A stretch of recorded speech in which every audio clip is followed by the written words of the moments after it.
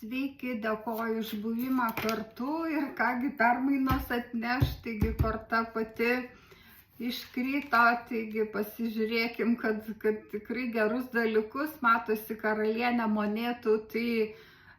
tikrai nuostabes permainas, balansą, klestėjimą, kažkam tai gražią šeimą, kad tikrai verta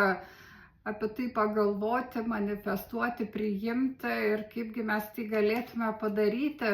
paprašykim. Tai tiesiog eiti naują, matosi, kad nevaikščioti senais keliais, bet surasti kažkokius naujus kelius, kaip ažas lazdų, tai ta ugnies energija, kažkokios idėjos jums kyla.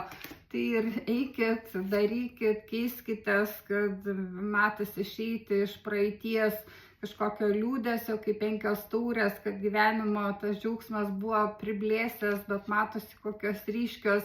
2 taurės čia jums, visa ta tiesė ir ta saulė, ta gausa, matosi, kad verta